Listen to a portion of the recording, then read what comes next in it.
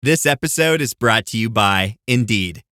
When your computer breaks, you don't wait for it to magically start working again. You fix the problem. So why wait to hire the people your company desperately needs? Use Indeed's sponsored jobs to hire top talent fast. And even better, you only pay for results. There's no need to wait. Speed up your hiring with a $75 sponsored job credit at Indeed.com/podcast.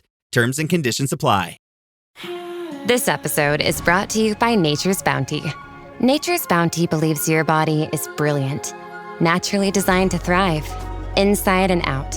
For those always looking for new ways to support your health from head to heels, Nature's Bounty has a range of over 400 vitamins and supplements born from 50 years of trust and care. Nature's Bounty. It's in your nature. Visit naturesbounty.com to learn more.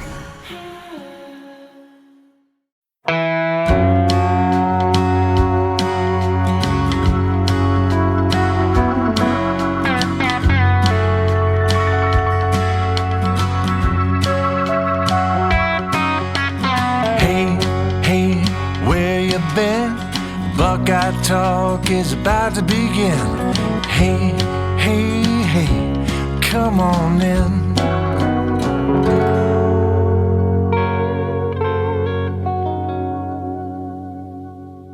Welcome back to Buckeye Talk. I'm Stephen Means, that's Stefan Krajisnik, and that is Andrew Gillis. This is your game preview pod for Wisconsin week. Ohio State traveling to Madison, their third road game and 4 games to close out the month of October before they head off into their second bye week. It feels like every week we come on here and we're just talking about Ohio State, not necessarily the opponent, and that's because this is what the schedule has been. The interesting thing is Wisconsin does have Ricardo Hallman, who went up against Marvin Harrison Jr. in 2023, and he did a pretty good job. That's one of the better cornerbacks in the Big Ten, so you do have to give that credit. And then they also have Jaden Ballard, who obviously was once in Ohio State's wide receiver room. I think he has 7 catches and 2 touchdowns this year, and both of his touchdowns, I'm pretty sure, came on deep balls. I'm not going to Ohio State's not missing that with him leaving, but it's just an interesting, hey, there's a Buckeye on the other side who has had an impact role in some way for another Big Ten program. Obviously, Julian Fleming was in that same boat last year when he transferred to Penn State after being a multi-year starter at Ohio State. So here's what I want to do, Stefan, because I feel like we've reached the point where this team is boring good. What is more important on Saturday? Ryan Day and Brian Hartline opening up the playbook and letting Julian Sand and these wide receivers loose before the bye week, or seeing explosiveness out of the run? I think it's the latter, and I think we're going to see a lot of attempts at that. The way Ryan Day has talked about the run game, whether it was on Tuesday at his press conference, whether it was on Wednesday at his press conference, whether it was Thursday on his radio show, it's clear that he wants to get some explosiveness going in this run game and probably do so before they get the home stretch. Now, he did talk a bit about, Ohio State kind of honing in on its fastball and what it's best at. But I think part of that conversation was trying to figure out what it's best at in the running game too, right? Like, I think you could interpret that as hey, Ohio State's going to throw it around because that's their fastball. But I think they're also trying to figure out what part of their running game is the best part of their running game, if that makes any sense. And I think that's what we're going to see a lot of on Saturday. As we get into our score predictions, I'm curious to see what you guys predict, because I think that'll maybe be telling of the way you guys expect this game to go compared to how I maybe expect this game to go. When we did our outrageous predictions over on YouTube after the Wednesday press conferences, Steven, you and I both talked about how we expect some explosive plays from this offense, but that doesn't just mean Jeremiah Smith and Carnell Tate. I think if Bo Jackson's healthy, we're going to see some big plays from him, or at least attempts to get that. CJ Donaldson and James Peoples try to get them going a bit. I am interested in the idea, as we've gone through this week, of Isaiah West, Ohio State. Like, Steven, remember we did either our post-game pod or our Leave No Doubt pod, and we talked about kind of Ohio State turn into Isaiah West when they did.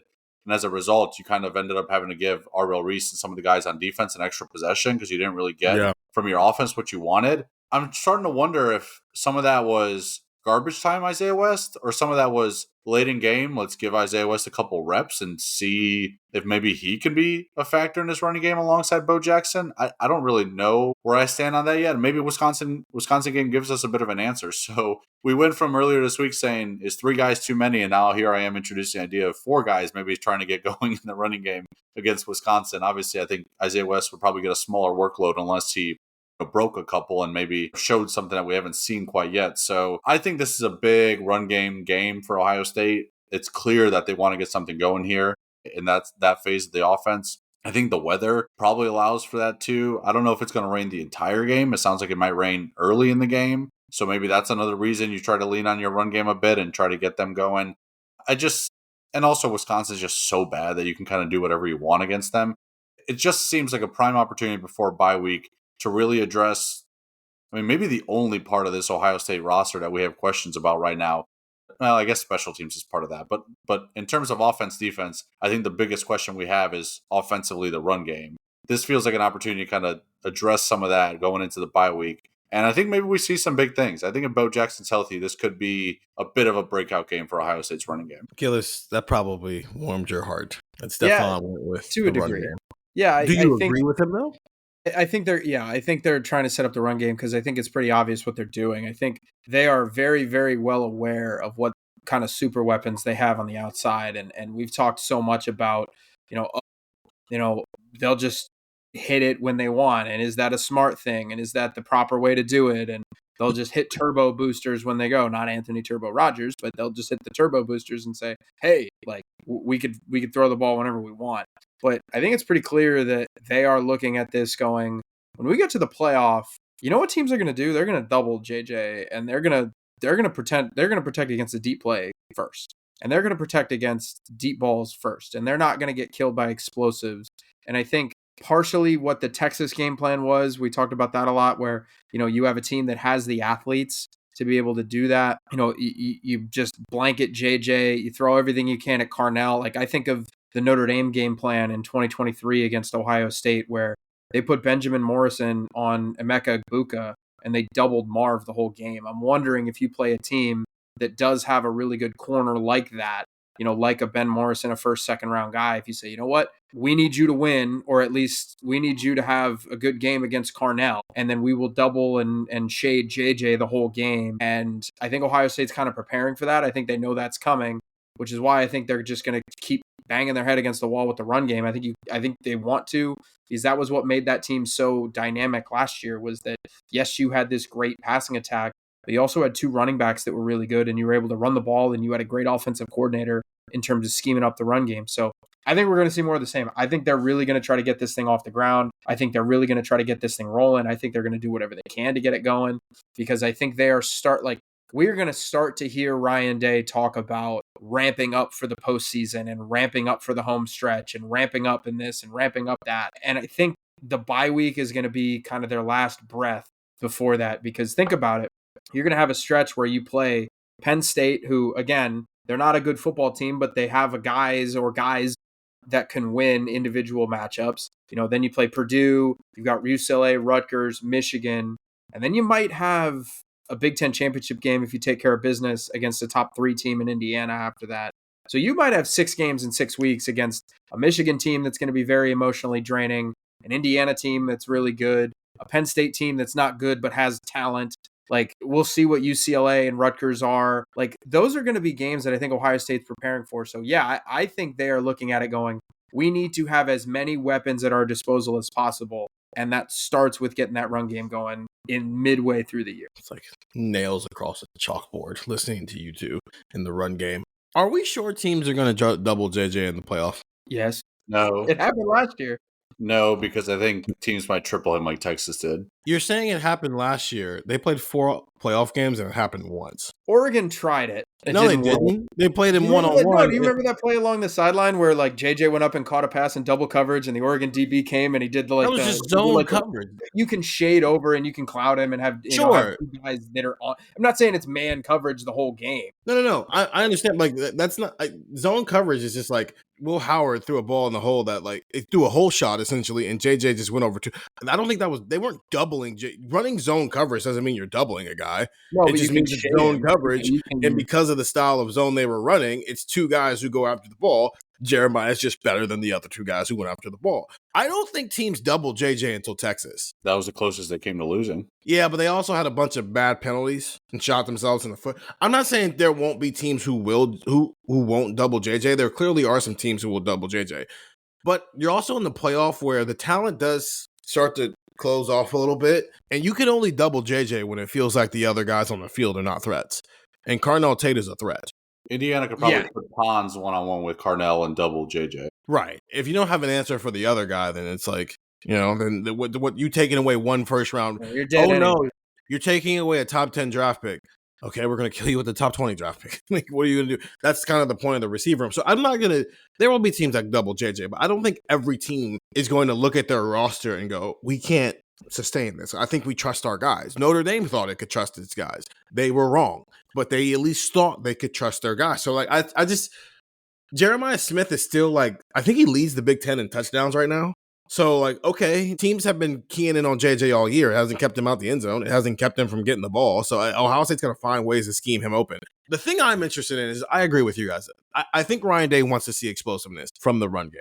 I don't think that's about down-to-down situations. I think that's about, can you execute 4 or 5 plays a game where all of a sudden Bo Jackson is on the second level so we can see if he can make a guy miss? Can we execute James Peoples to the second level so we can see if he can make a guy miss? Because James Peoples hasn't looked great, but how often, Stefan, have we seen a James Peoples run and he's getting tackled in the backfield because somebody missed a block, right? It goes both ways. James and Bo have the style of talent where if you get them to the second level, they can do something for you. And they haven't had many opportunities to get to the second level.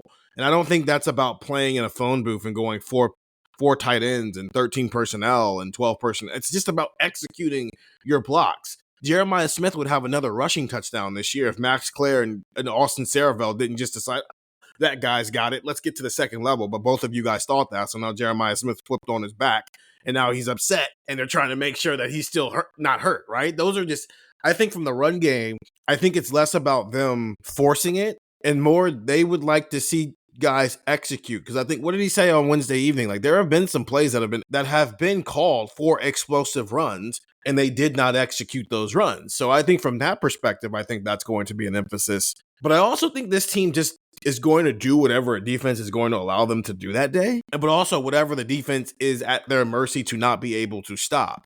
Part of the reason why the Minnesota game, they were able to do some of that stuff in the passing game is because Minnesota tried to challenge them on the perimeter. And so it's like, okay, cool. Here's an opportunity to take a shot.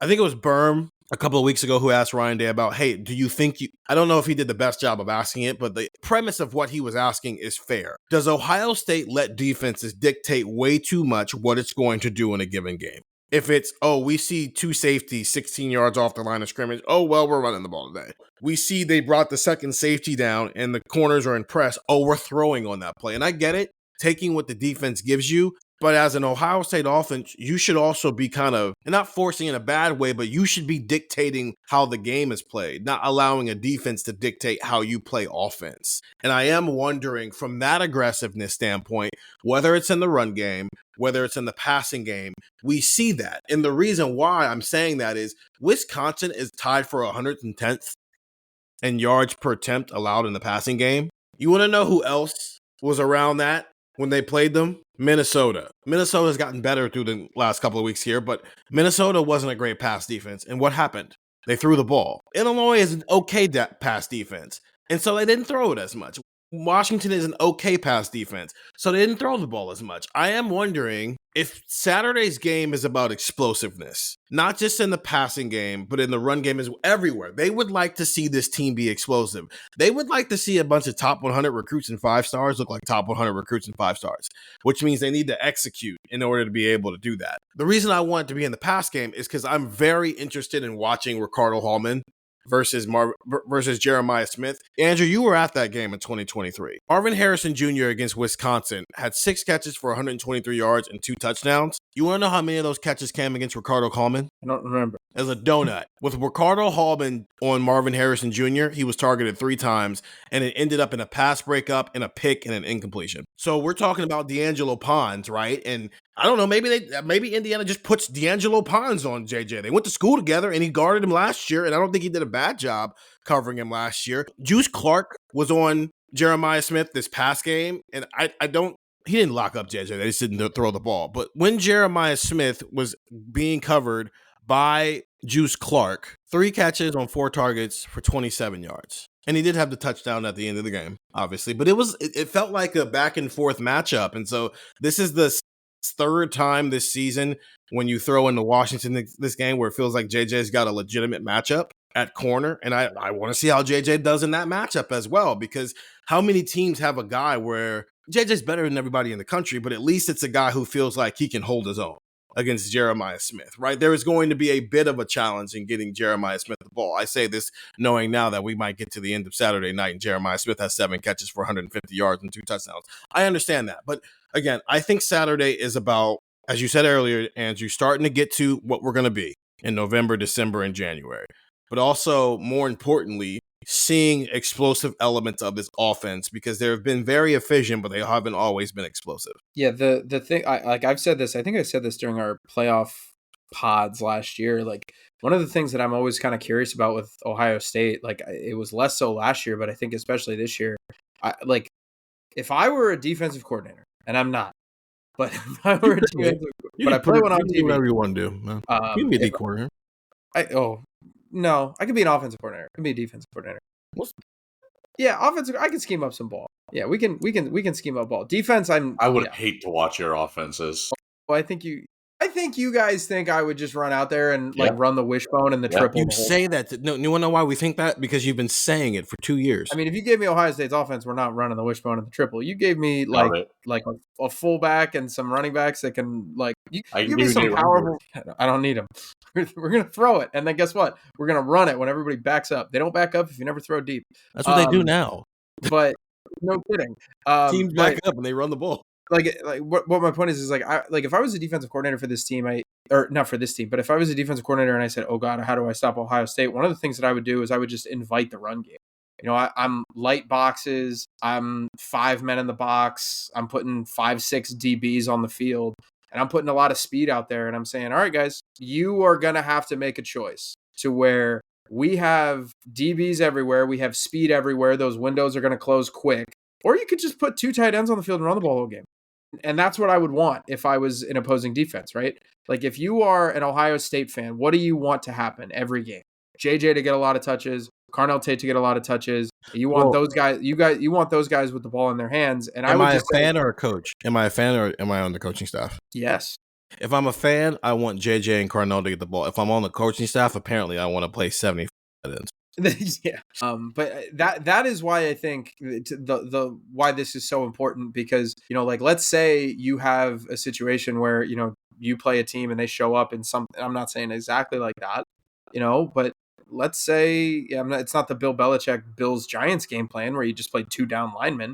But like, let's say you play a team that's just going to say, you know what, take the run. If Bo Jackson runs for 110 yards, we're going to win because you guys are not getting the ball to your best players on offense. Like, let's say you play a game plan. Well, what I'm saying is, like, if you play a game plan similar to that, I think Ohio State's trying to be able to say, we can run you out of that if we want. We can run you out of that situation. Or you're just going to look at it and say, we can't do that because they could genuinely run for 250 on us. Like, I think Ohio State's trying to work out of that problem. That gets back to what Stephen was saying, though, and what Berm had asked a couple weeks ago. Like, every team is obviously going to do that against Ohio State. It's not in Ohio State's best interest to just keep running the ball, though. I think when we talk about explosive plays, Ohio State has to find ways to get explosive games or explosive plays in the passing game, even if there's 2 high safeties. Mm-hmm. Ohio State's response to 2 high safeties can't just be running it every time, because then it goes to Berm's question of you're playing into what the defense wants you to play into. Ohio State, I think, and when I talk about getting the running game going, get explosives in a run game, part of that relies on explosives in the passing game as well. Having 2 high safeties and there's still a 20-yard completion to Jeremiah Smith, guess what? That defense has to start creeping in.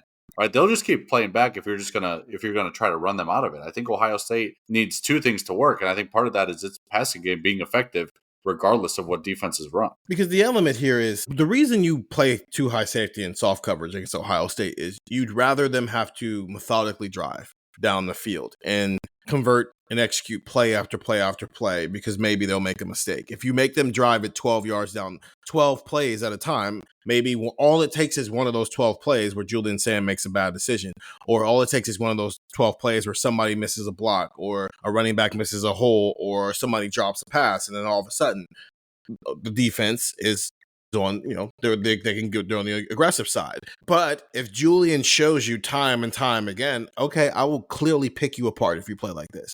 At some point as a defensive coordinator, you have to change. You're just going to get dog walked for 8 possessions a game? No, at some point you got to send a blitz. You got to send something because you got to throw off his timing. And so that's what I'm saying. The aggressiveness and the explosiveness comes from, okay, you sat back and tried to take away explosives and we still found a way to do it. So you might as well bring some pressure and try to get it to Julian Sand. Minnesota tried the reverse. They tried to challenge Ohio State and its weapons in Julian Sands, and they got burned. So what did they do in the second half?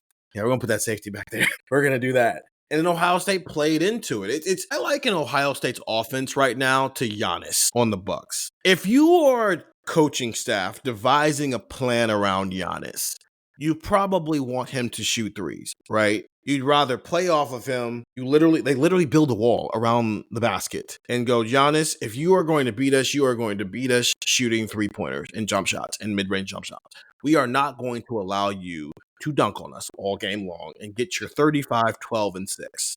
We are not going to allow that. Now, Giannis can make some threes, right? He's like a 30% three-point shooter, but why are you shooting threes?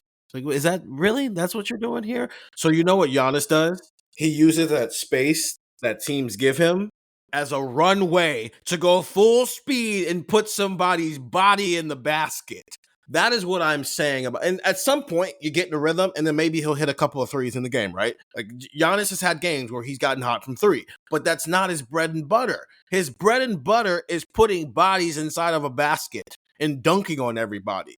That's what I'm asking from the offense, and I think that's what everybody is asking from the offense: is be Giannis, go dunk on somebody, go be explosive, and then you'll get in the rhythm. And before you know it, what happened in the playoff last year?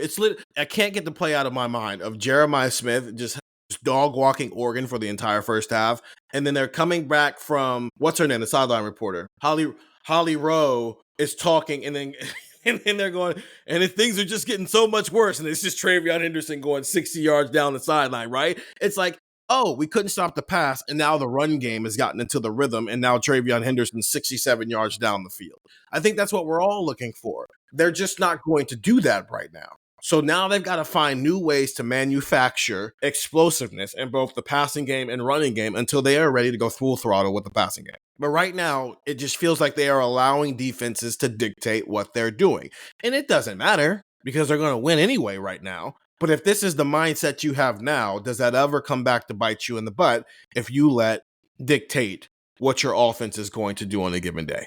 Or Indiana, that's it. I'm not scared. But the thing with Indiana and Miami too is both those teams can play too high and also bring pressure at you, which adds a whole other element of how important the run game is, getting some explosives in the run game. Which is what Michigan did, right? Like Michigan never brought the safety down, but they were still able to stop the run because of what their personnel was. Right now, you're playing against teams who might not have the personnel to hold up, and we can play too high and take away your passing game while allowing our 4 guys up front to eat. Eventually, you're going to play a team like that. It might just be on January 19th.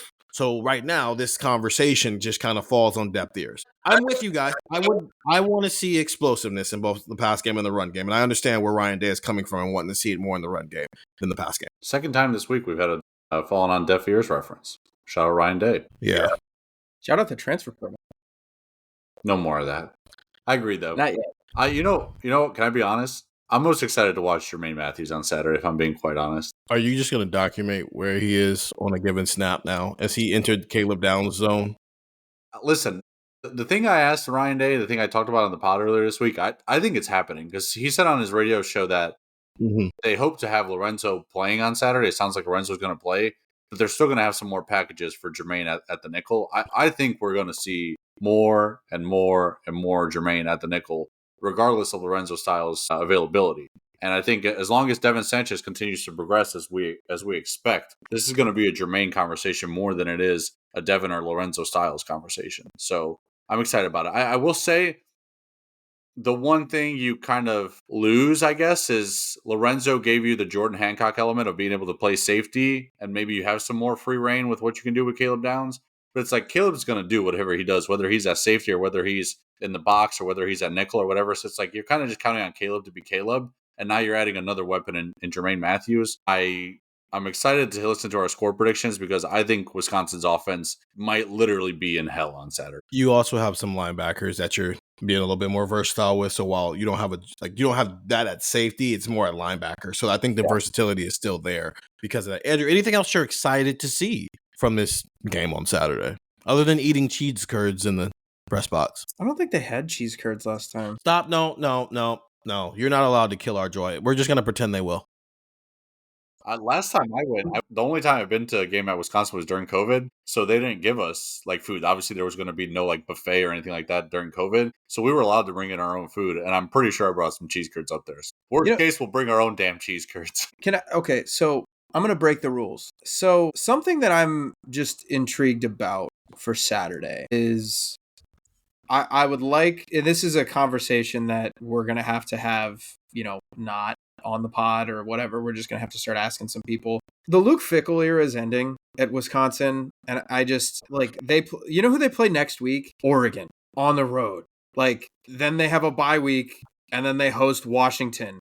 Oh, well, hey, finally you play an unranked team. You know who you play after that? You go to Bloomington and play Indiana. Thank God.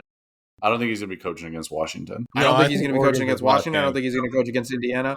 But here's the other problem. It's I don't know what you'd be saving. It's Ohio State, Oregon, Washington, Indiana, Illinois, Minnesota. They could very well go 2-10 this year.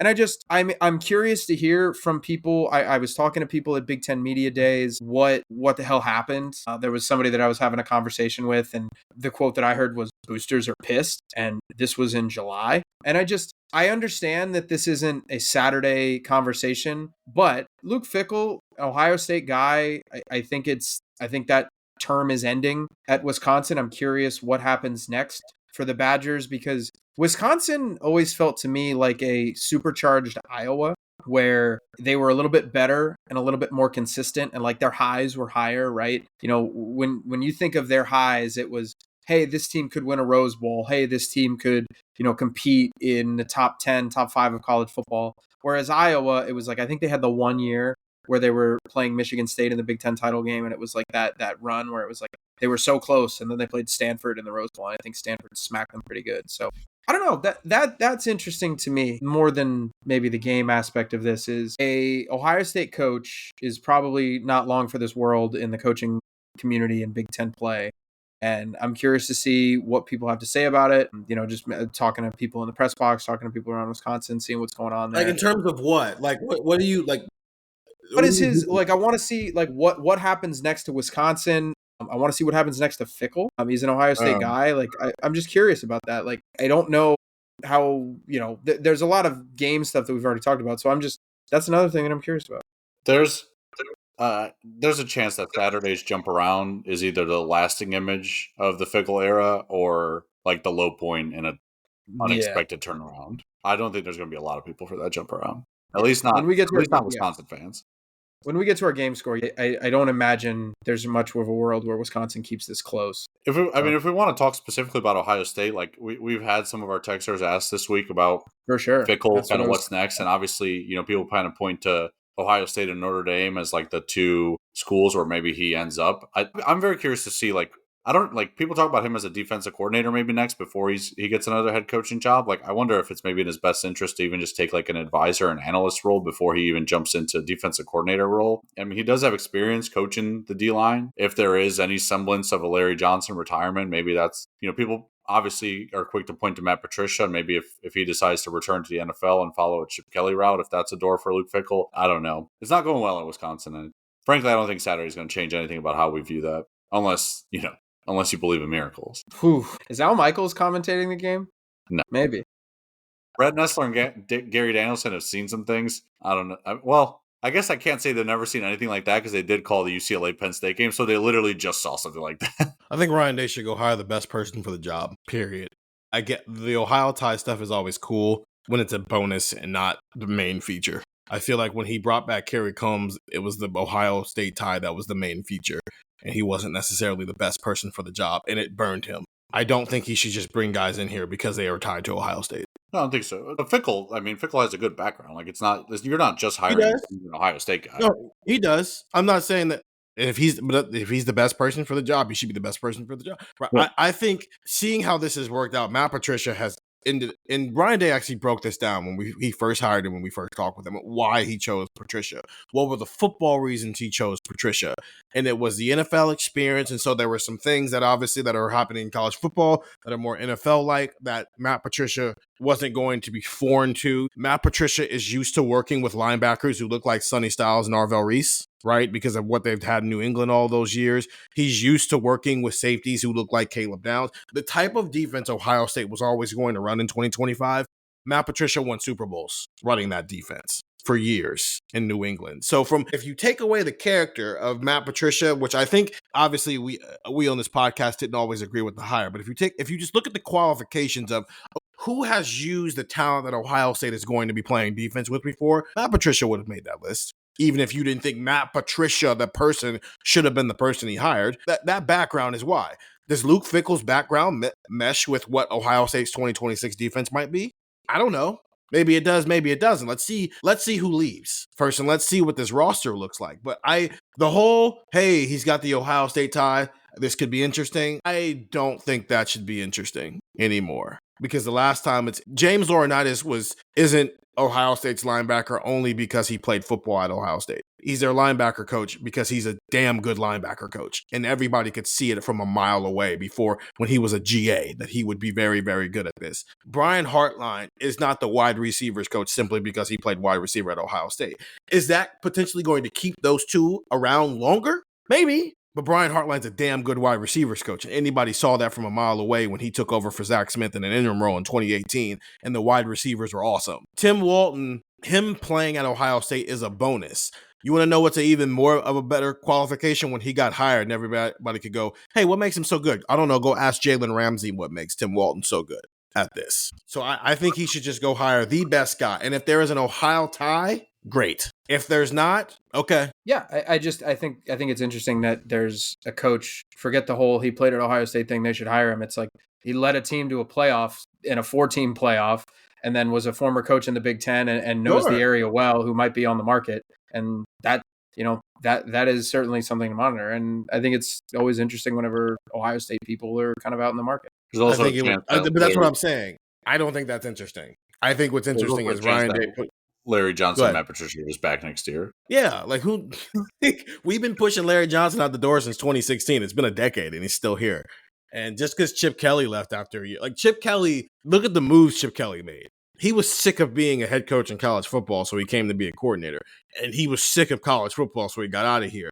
Matt Patricia, when he was doing media with Julian Edelman, was actively saying he was intrigued by the concept of college football. So sure, could we get to the end of this year and Ryan Day has once again revived another coordinator and sent him off to the NFL? Sure, of course. But I also think it's 50-50 that Matt Patricia is back here next year because maybe he just likes it here. Like, you're allowed to like where you work, right? I don't think guy with the Ohio tie is as intriguing when the guy who's the head coach right now is technically an outsider from that perspective versus when it was Urban Meyer and Jim Tressel. It's just go hire the best guy for the job. And maybe he will be, maybe he won't be. Maybe there won't be a job to hire somebody for. We'll see. 614-350-3315. 2-week free trial, $3.99 after that. It is weird that Fickell was probably the best. What Fickell is as a coach probably made a lot of sense for Wisconsin when they hired him. And the fact that this has gone so haywire and so badly, I think maybe caught a lot of people off by surprise. But also, hey, man, Wisconsin and Cincinnati aren't the same, right? What's achievable at Cincinnati and what's achievable at Wisconsin take a little bit more oomph to it. So I guess. But also Wisconsin benefited from the fact that they were in the weaker division of the Big Ten for almost a decade. And so they were able to get into some Big Ten championship games that they wouldn't have been in if we'd have just straight seeded it the way we do now. But we'll take a break. And then we'll finish with our game scores here on Buckeye Talk. No one should have to choose between their own safety and their pets. But nearly half of domestic abuse survivors delay leaving because they can't bring their pets with them. Purina is helping to create more pet-friendly domestic violence shelters through the Purple Leash Project, so survivors and their pets can escape and heal together. Visit Purina.com/purple to learn more. Wish you could become a morning person? You know the type, up before the sun, early morning runs, first one to the office with donuts and a smile. How do they do it? Easy. With the new Galaxy Watch 8, sleep tracking and personalized insights from Samsung Health help you improve so you can wake up to a whole new you. One who, dare I say it, skips the snooze? It's possible. Train your sleep with Galaxy Watch 8. Learn more at Samsung.com. Requires compatible Samsung Galaxy phone, Samsung Health app, and Samsung account. Ohio State plays Wisconsin on Saturday to close out this stretch of 3 road games and 4 games in the month of October before heading into its second bye week. I'm Stephen Means, that's Stefan Krajisnik, and that is Andrew Gillis. And we are the Hat Boys. We all put on hats for this video. Ohio State a 24.5-point favorite against Wisconsin on the road to over-under of 41.5. Gillis, what's your game score? And what's your hat? We're going to make you start doing this every single week. You have to explain what your hat is. It's a Chesapeake Bay Sox hat. Okay. It is a minor league affiliate of the Baltimore Orioles. They used to be the Bowie Bay Sox, for anybody that was curious. So Chesapeake Bay Sox on the water makes a lot of sense. This game's not going to be close. This game's not going to be cool like my hat. Ohio State 38, Wisconsin 3. They're going to roll here. We do these predictions, and we have an article that comes out on cleveland.com, and I think I coined Ohio State's most boring game of the season. I don't think there's going to be a lot of juice in the stadium, especially early on when Ohio State, I think, kind of takes control right away. And I think they're just going to kind of cruise. I think there are individual things that, we are going to be looking for, that fans are going to be looking for, that Ohio State coaches are going to be looking for. And those are run game improvements, getting home with 4, Jermaine Matthews in the slot. Those are kind of minor things that they're going to be working on, I think, this weekend. But I don't think that anything Wisconsin's going to do is really going to kind of hold up this program right now. Ohio State, I mean, they're the number 1 team in the country for a reason. Their defense has been unbelievable. I don't see Wisconsin really doing much of anything. I'll give them a pity field goal, sure. But I think Ohio State covers this one, and it's one of those games where it's very apparent which way this is going pretty quickly. So I think Ohio State rolls. I think they try to run the ball more effectively, try to get that going, try to get things moving on the ground because you have a bye week next week, and it's November football. So to me, this is a game for Ohio State to where you can start to ramp things up going into the bye week, so you have a baseline to work on. Then you come out of it with Penn State, and obviously Penn State's not what we thought they were going to be or anybody thought they were going to be, but I think Ohio State is still going to take that game seriously. So Ohio State rolls, they cover. I think they cover pretty easily. But I do think we go under again.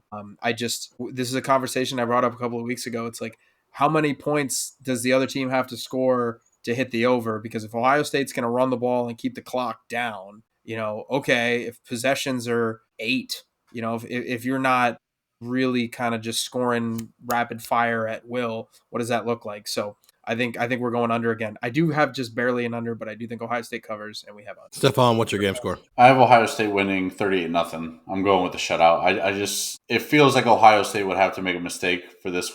Ohio State's offense would have to make a mistake for Wisconsin's offense to be able to get some points on the board. I think Ohio State's going to look for explosives in the running game as well as in the passing game, get itself a pretty big lead early on, and then kind of cruise to the finish line. I think Ohio State gets to put one of the final nails kind of in the Luke Fickell era at Wisconsin. This Wisconsin team is lost right now. They're trying to find themselves, and it's difficult. It was really rough against Iowa last week. I thought maybe that Iowa game was an opportunity for them to get some momentum, maybe get a decent win at home and take something into Ohio State week. And that just isn't the case. I mean, they get shut out for the first time in 45 years. Then they get shut out again. Ironically enough, 45 years ago when they did get shut out at home for the first time since then, that was also the last time they got shut out in back-to-back games, and Ohio State was part of that, back-to-back home games. So this is going to just continue a rough stretch for Wisconsin. I just think they're overmatched. I don't think their offense can do anything against Ohio State. We'll see what their quarterback situation is like. I think as of the time we're recording, we're not sure who their starter is going to be. I just don't think it's going to matter. This Ohio State defense is a wagon, and Wisconsin's not going to be able to score on them. And Ohio State's offense will get some explosives, but I think we'll also try to work its run game enough to where even when it's not explosive, it's getting chunk plays and it's running time off the clock. And there's probably going to reach a point where Wisconsin and Ohio State both say, hey, let's just get out of here with nobody else getting hurt. So rainy conditions add to that as well. Makes for a bit of a slower, maybe sloppier game. But I think Ohio State's going to have no problem. 38-0. That's a pretty easy Ohio State cover. And I'm going with the under as well. I took the under as well. I'm also taking Ohio State to shut out Wisconsin. In fact, Stefan, That's what I was going to do. the entire, hey, last time they got shut out, it was back-to-back, and Ohio State was part of that back-to-back. I'm saying the exact same thing is going to play out here. I went 41-0 just because I think Ohio State can score 4 more points on Wisconsin than Iowa did. But it's kind of the same reasons. I think they might slip and fall into some explosive plays. I think they want to see some explosiveness from this offense. I think Lincoln Keenholz might get a whole quarter, to be quite frankly about you. And I think that would be a good thing. I think this might be the last. Well, that's not true. They still have to play Purdue. I think Lincoln Keenholz has 2 more games where it's reasonable to say he's going to see some snaps for a couple of series, and I think it'll be this game, and I think it'll be the Purdue game as well. And this will be a good chance to get your backup quarterback in on the road. I think that's valuable because you always want to have your guy ready just in case something were to happen to Julian Sand. But I think this is an opportunity for Ohio State might score on every single possession. Whether it scores a touchdown or it gets a field goal, I think it might score on every single possession. I think a couple of those might end up being explosive plays, but I just think Wisconsin's done. And they're just trying to get through the schedule. And the only worry I have about this game is whether or not Ohio State, if all this travel starts to catch up to them, so maybe they get off to a bit of a slow start. But even then, I'm not sure if Wisconsin can do anything to take advantage of that slow start and put Ohio State behind the 8 ball, even, make it 0-0 at the end of the first quarter. So 41-0 is my score as well. This would be the second shutout of the year for Ohio State. I think they had 2 last year. 2, if I'm not mistaken. I might be wrong about that. I don't remember off the top of my head. Remember.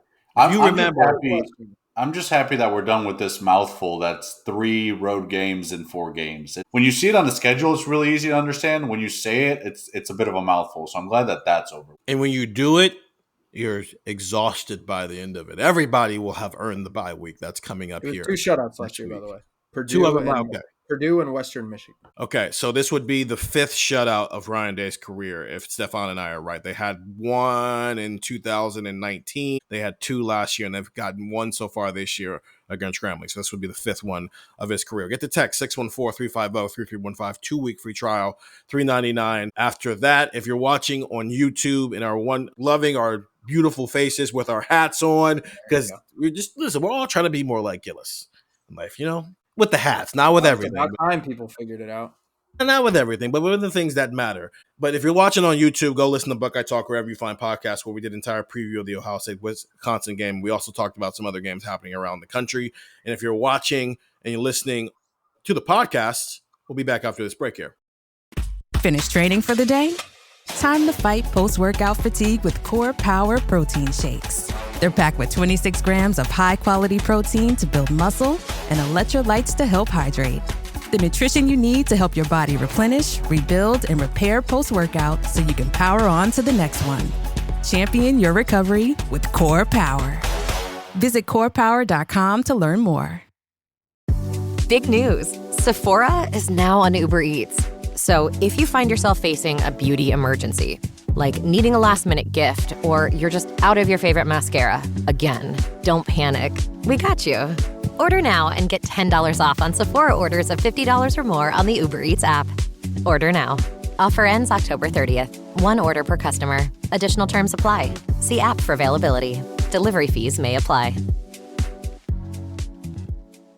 And we're back here on Buckeye Talk. Stephen Means, Stefan Krajisnik, and Andrew Gillis talking about some games around the country that matter to Ohio State and why they might matter to Ohio State. The Buckeyes play at 3:30 on CBS, so there's a noon window where you can watch non-Ohio State football, and then there's the night window, obviously, where you can watch non-Ohio State football. Stefan, you first. What's a game that matters to Ohio State that fans should be paying attention? I think maybe one of the more underrated, important games in the Big Ten is happening this week, and that is Michigan hosting Washington. Mm-hmm. I think the winner of that game probably has a decent path to the playoff. More so Washington, just because they only have 1 loss, and it's to Ohio State, right? Like an 11-1. Washington has a obvious path because that would include a win against Oregon, as we talked about when we did our CFP discussions. But in terms of the Ohio State bubble, like, what is Michigan? Because everything that they kind of have hung their hat on the last few years, USC dominated them in the trenches, and that's not supposed to happen. Like, when we were going into that Michigan USC game, I think we were telling ourselves kind of like last year, hey, USC can't hang with a true Big Ten team like Michigan and what they do up front and the way they dominate you. And USC just manhandled them and ran the ball all over them and did what they wanted. Are Coleman and Damon Williams and Boston going to do the same thing against Michigan and just have their way. And then, this is a big test for Washington. I think they have struggled when they've been kind of in these early slots. Like we saw them last year just get cooked by Indiana when they had to play, an early game on Eastern time zone. This is obviously going to be another situation like that. So very interested by this game. I think it's two programs kind of trying to show where they are. And I think the winner's in a pretty good spot and the losers, maybe got you scratching your head a little bit. So I want to pick Washington because I kind of think Washington's the better team. I'm really worried just about kind of the time zones and the effect that that's going to have and the advantage that Michigan's going to have there. And also Michigan being at home. I think it would be funny if the blue collar costume thing just totally backfired on Sharon Moore. That's such a Harbaugh thing. And I know our listeners don't like Jim Harbaugh, but Jim Harbaugh has a way about him where stuff like that works. I don't think it's going to work with Sharon Moore. And I don't know if it affects this game, but we'll see what his future holds. But pulling out that kind of stuff makes me wonder if he feels like he's scratching for things, because that Michigan performance against USC is not what Michigan's supposed to be. And I think that I've been very adamant all off season and through the early parts of this season that I struggle to pick Ohio State to beat Michigan because everything has just shown us otherwise. If Michigan isn't what they've been in the trenches, and it looks like they're not, I think right now I'd probably pick Ohio State to win that game. That might change my outlook enough. And this Washington game is a big test of that. Coleman might have, if it looks anything like last week, Coleman might have 200 rushing yards. Or him and Williams might combine for 250 rushing yards. Really? I don't know if he's a bad coach, but I don't think he's a good coach. I think with a better coach, I'm willing to. Do you think if Michigan had a better coach, I don't think Indiana makes the playoff last year. That's what I'm asking. For this program here, let's put this in the same vein as James Franklin. James Franklin just got fired because not only there was a ceiling on what he was going to be at Penn State, but also the floor fell from beneath. But the more important thing is the ceiling at a place like Penn State should be higher than what James Franklin was. So when I'm asking, do you think Sharon Moore is a good coach? I'm asking it from that perspective of where he's coaching football. Yeah, I don't think so. And I don't know if Michigan thinks so. I don't know if Michigan views Sharon Moore as hey, this guy's going to be here for 10 years and we're going to build him a statue. From the time that they hired and promoted him, I don't know if they ever viewed him like that. Yeah, and this it's a very interesting week because Michigan is favored. Michigan's a 5.5 point favorite at home against Washington. So they're a 2.5 point favorite on a neutral site. Yes. Okay. But the game's being played at the Big House.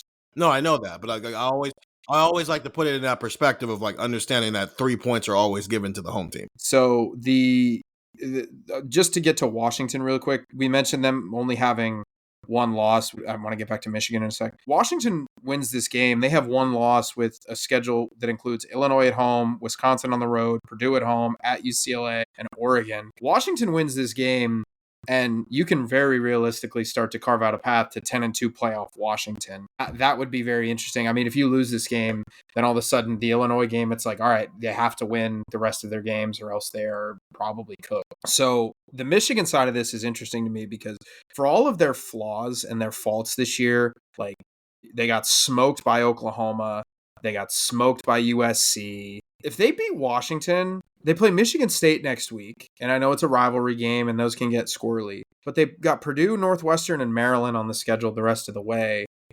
They should be favored in every single one of those games the rest of the way. And the idea of an 11-0 Ohio State team going into Ann Arbor against a 9-2 Michigan team that's playing for its playoff life. And if that's the scenario, Ohio State would not be guaranteed a Big Ten championship spot because 11-0, they would be undefeated in Big Ten play. Michigan's one of their losses came to the SEC.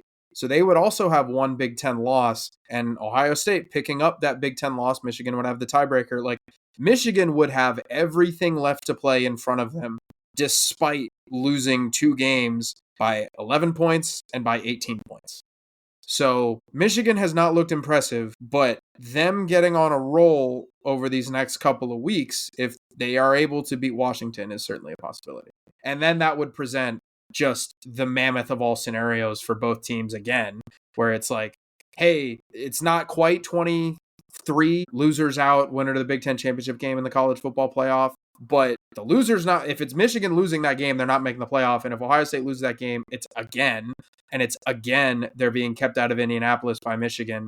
And again, they're probably not getting a bye because of what happened. Or maybe they would, but who knows? Michigan can be 7-4 coming into that game. It scares me. Like, we just watched them lose to a bad Michigan. Yeah. I don't like Michigan's context doesn't matter to me anymore. It's no, but it does add something else to the game where an Ohio State win would knock them out of the playoffs. Would end their season for all intents and purposes. Ohio State lost last year. They were still knocked out. Sure, they were still knocked out of the playoffs last year before the Ohio State loss. Yeah, it's just I get it. I get what you're presenting, and it's a fair statement. It's just they lost to a bad Michigan game, and that game. After what I watched, what USC did to this team, again, this game is more about Ohio State and whether it's going to show up and play Ohio State football or try to play Michigan football or not. I want to watch USC Notre Dame because it's the first elimination game for the 2025 playoff. I disagree, but go ahead. Notre Dame's not making the playoff at 9-3, dude. No, they're not. But I never said it was Notre Dame. I think USC with 2 conference losses, it's going to be very hard for them to make the playoff. USC has 1 loss right now, and this is not a conference game. They're going to lose another conference game. It's Lincoln Riley we're talking about here. But I don't think a 10-2 USC team is making the playoff. In this world where we might have a bunch of 10-2 teams, I think USC is at the bottom of the list of we're letting you in the playoffs at 10-2. Unfortunately, I just don't. Their most impressive win is a Michigan team that might not be good. So it's going to be kind of hard. Their resume is just not going to be that great. They're 10-2. They have a win against Oregon. They would have a win over Notre Dame. And I know. Right now, I'm saying right now, like they would have to go get that win against Oregon. And does anybody think they're going to beat Oregon? No, but if they're 10-2, that means they beat Oregon. You're laying out the case of if they're 10-2. Yeah. Would Oregon make the playoff at 10-2? Or that's the thing is USC probably gets in and Oregon drops out. If it comes down to those two. Yeah. So that'll be an elimination game. I guess. Well. But regardless, my point still stands. This is an elimination football game. When Notre Dame wins this game, their playoff hopes are still alive. If they lose the game, they're shot because they will. Not only are they 9-3, 2 of those 3 losses came at home to teams who are ranked. So it's just. But also, the more important thing, seriously, is Lincoln Riley just got a really big program win last week because of not only who they beat, but how they beat them. Like seriously, last year, that was like their welcome to the Big Ten game. Playing against Michigan, especially the way Michigan plays football. And it was very clear that they were not ready to play in the Big Ten. They're ready to play in the Big Ten now. And does that mean I think they're going to win the Big Ten? No, it doesn't mean they're going to beat the Big Ten. But when it was first announced that USC was going to be coming over to the Big Ten, the other 3 West Coast teams were the co-stars. USC was the headliner. They were supposed to be the team on the West Coast who was helping Ohio State lift this thing up. And they have not been that so far. So if it feels like Lincoln Riley has this program on the cusp of something and you get a big win like they got last week, and then you follow it up by going right back to what you've always been, then we're going to, we could leave Saturday going, the idea of Lincoln Riley's USC has finally come into fruition, or it's just like, Michigan sucks. Lincoln Riley's still Lincoln Riley, right? And I kind of feel the same way about Indiana. The difference is Indiana already had the Iowa win on its schedule. It already had the statement win against Illinois, and then they're playing Michigan State this week. So it's just not like that program win doesn't get to be followed up by now we have to go on the road against a good quality football team now. So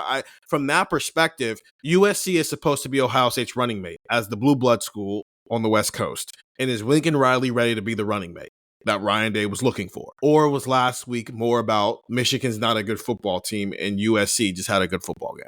I think there is some overlap between USC and Indiana going into this where Indiana won, a kind of a bit of a statement game at Iowa. And it was like, all right, now go prove yourself at Oregon. It's like USC, you just got this big win against Michigan. Like, all right, now go prove yourself at Notre Dame. I think that Illinois loss, USC's looking at it being like, geez, like, how do you let that slip? Because you could be undefeated right now with a pair of top 25 wins and feeling pretty good about yourself. I wonder if, Gillis, I know you're firmly in the boat of Notre Dame's just going to boat race them. I think USC's got some life in this. I think after that win and maybe the sting of the Illinois loss still kind of in the background, I think USC's got some life. I don't know if they're going to win. I think they've got some life. To be fair, Andrew also thought that Arkansas was going to boat race Notre Dame a couple of weeks ago. No, I didn't. I thought they were going to cover. And then you literally said I said Arkansas +4, and not to throw his business in the street, Stefan said Arkansas money line.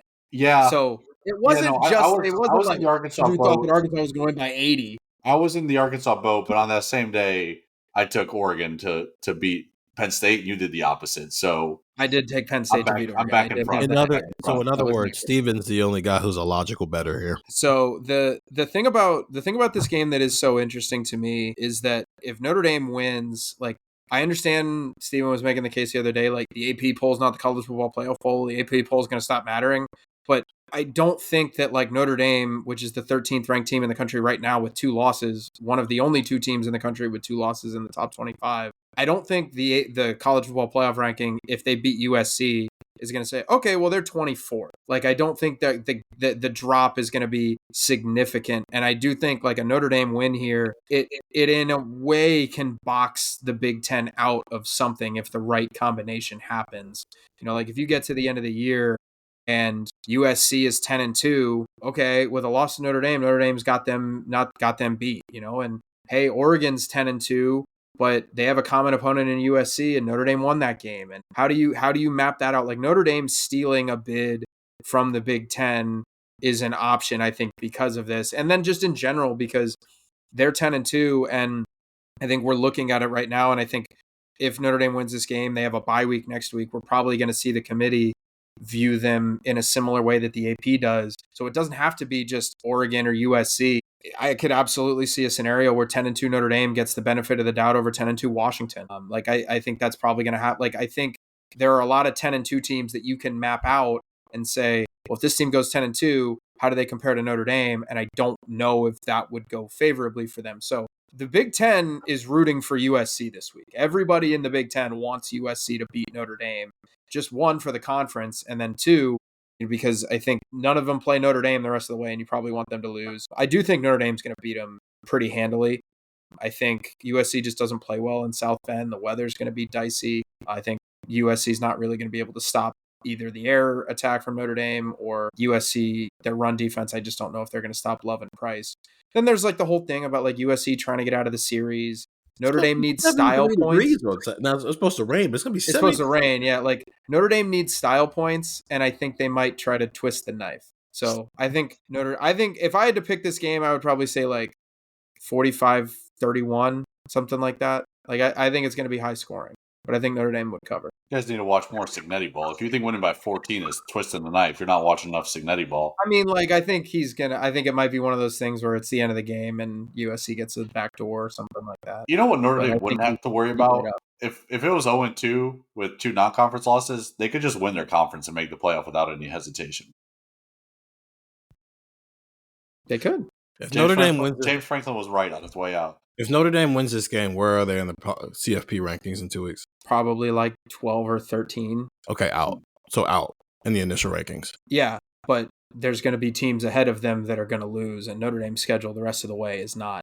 They're going to if Notre Dame wins this game, they're going to go 10-2. Notre Dame benefits from the SEC being a bit of a mess, where yes, right now it's probably sitting at like 10, 11, 12 in the initial rankings.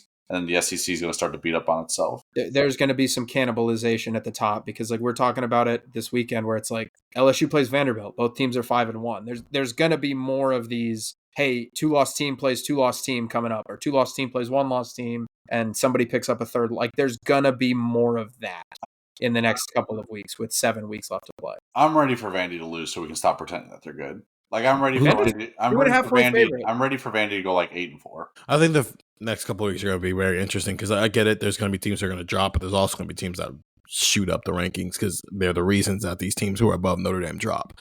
Seriously, I think my biggest fear for Notre Dame is they just linger around 10-13 in every single rankings because you're right. They don't have a strong back half of the schedule, while a lot of the teams who are in front of them and behind them do. So either the teams that are in front of them are going to stay in front of them, or there are going to be teams who start jumping to Notre Dame. And that is my fear for Notre Dame is one bid stealer might screw them over. Yeah, that's exactly. All right. So it's like, oh, the Notre Dame might steal a bid from the Big Ten. Okay, somebody's going to steal. Notre Dame is in a situation because it lost both of those games early in the year, and their schedule was so front loaded that they can't. The ceiling on what they can be from a ranking standpoint, I don't think is very high. It's not very low either, but they're kind of in limbo. Yeah, like I said this the other day, the Ohio State was ranked 7th in the college football playoff poll last year, and Tennessee was ranked 8th. but there was a bid stealer which jumped up, which moved Ohio State down to 8, and that's why they hosted Tennessee in the playoffs. So there were 2 teams ranked with 2 losses in the top 8. So I wonder, like, it is possible. It's just if there's a lot of bid stealers or a lot of 2-loss teams, the math does get hairy. You want to know what that sounds like? It sounds like a team who needs some help. I mean, they're on the fence. They were one of my 2 teams on the fence. 614-350-3315. 2-week free trial, $3.99. After that, that'll do it for the preview pod. We'll be headed to Madison, Wisconsin for Ohio State's 3rd Big Ten road game of the season before it heads off into its bye week. More than likely, they're going to come back with their 4th Big Ten win, and they'll be 7-0 overall, which will be their resume heading into November before they play Penn State. 614-350-3315. For Stefan Krajisnik and Andrew Gillis, I'm Stephen Means. Talk to you guys later.